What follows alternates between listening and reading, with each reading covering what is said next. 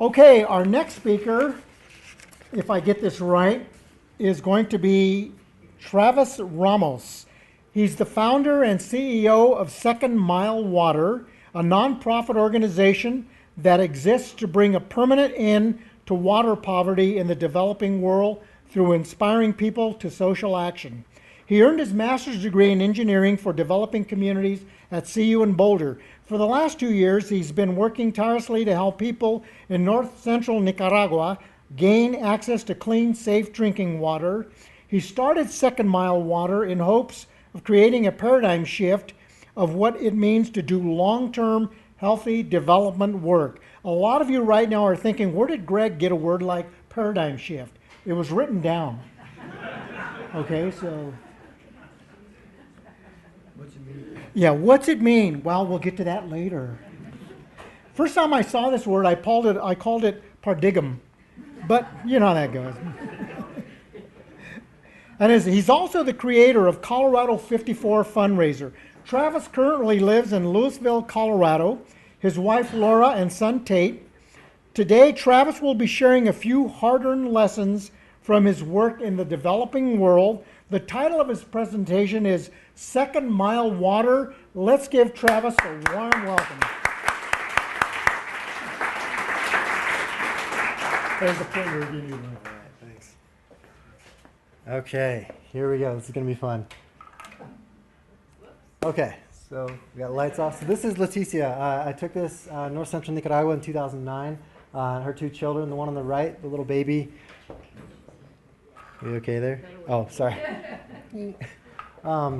She was sick. The night before, their roof had caved in because it had rained so hard. They go to the river to get water. And I raised my $5,000 camera to my eye and took that photo and walked away. And I picked up this card. It was just on the ground. And it's a reminder to me, I carried it in my wallet for a long, long time, of that's just the card that they were dealt. If we're all dealt a card, that's the one that they were dealt, living where they were, and they didn't have any choice in that. So I would go to Nicaragua, and then I would come back here, and what I do, I would sit across the table from multimillionaires, and I would ask them to be a part of what we're doing. And it's just kind of interesting to me, this juxtaposition of navigating from one end of society all the way to this other end of society to try to make something happen here. And being born in the States, at minimum, I think we're each given a face card just by virtue of being born right here in the U.S. And so that's kind of a picture of what I do, a small picture. And what I'm going to share today is just kind of some lessons learned from over the last, 10 years, but more relevantly over the last 2 or 3 years. And yeah, so this is what we do. I'm going to go ahead and dive into lesson 1. I call it the harbinger of death. So about 10 years ago, I was in southern China, and I was on my way to a community up in the Himalaya of southern China. And on my way there, I bought a cape. It was a wool cape, and I was working with some tribal people called the Nosu. And I bought this cape because I just love these capes that the men wore. And so, I go to the community, and there's 2 other guys with me. And usually when we would go to these communities, we would start to walk into the community. So this is the area kind of where we were. And usually everybody would stand at the door of their house and say, come in. And they would invite us in. And everybody's just extremely friendly. This time, though, I had this cape strapped to my backpack, and nobody talked to me. Nobody said a word. And I found myself in the middle of, we found ourselves kind of in the middle of the village. There's a little clearing, and everybody had gathered around, but still nobody said anything. And so I'm like, what do we do? This is so strange. And so I pick out the oldest person I can see, this old man right here on the left, and I take the cape and I give it to him as a gift, thinking, hey, maybe this will break the ice. And he solemnly takes it and invites us into his home. So what I did not know was that this type of cape that I had bought had pleats in it, and this type of cape was the one that you bury people in.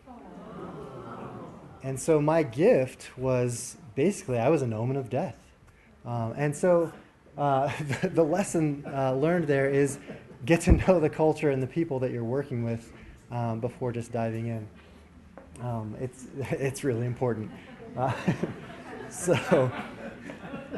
Yeah. So, I mean, That's important, but I think, you're always going to have to learn lessons along the way no matter what. Anyone seen Arrested Development? So there's the two cousins. So I was in Nicaragua. This is lesson number 2. I was in Nicaragua talking to a guy and a girl, 19, 20 years old. And of course, in my broken Spanish, I asked them if they were having sex with each other.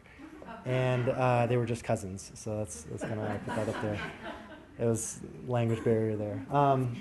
This is here in the States. I was going to give a presentation at a Rotary Club, and the presentation just totally didn't work. I'm glad the slides are showing up here today because at this presentation they didn't, and I had to ad-lib for about 30 minutes. And so another kind of lesson learned along the way. I've had to be quite humbled quite often and just learn that you try, you fail, and you repeat. And it's just how it goes. So finally, the last lesson I want to talk about today is ... There we go. If you build it, they won't necessarily come. So we put in so much time, energy, and effort into building the organization, into building our website, into all these things. And one of the biggest things that I've learned is that it doesn't really matter how big or great you think your vision is. It doesn't matter how great your cause might be. What matters is that you actually are connecting with people. And that's, of course, connecting with the people that we're working with in the field, but also right here.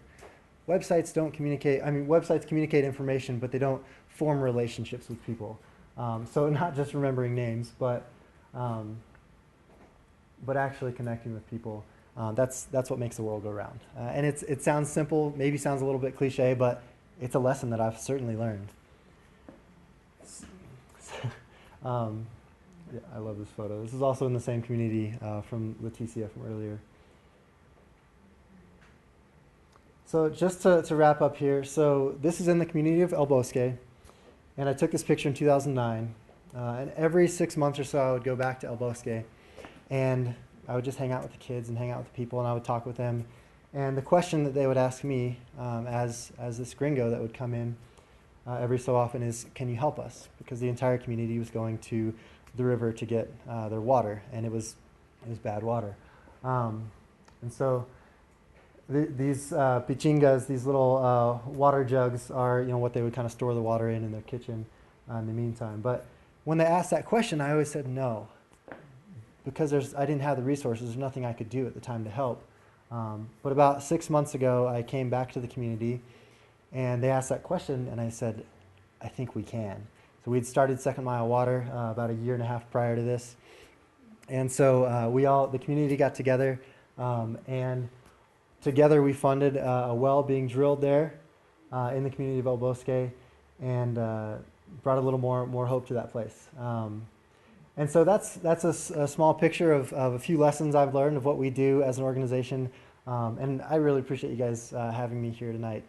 That's about all I've got to say.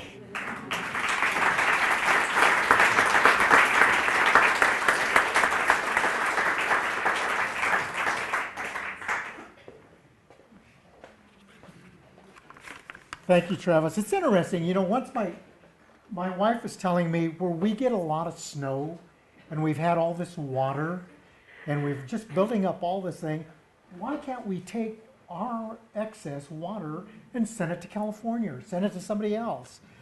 So it's the kind of thing you think about this and you see what Travis is doing here. It really brings more meaning to the fact that water can be good and it can be bad. So it's just amazing when you look at that, because right now we're doing really good, but now we start thinking, what's going to happen at spring runoff? I now take my pug for a walk only on hills. But anyway,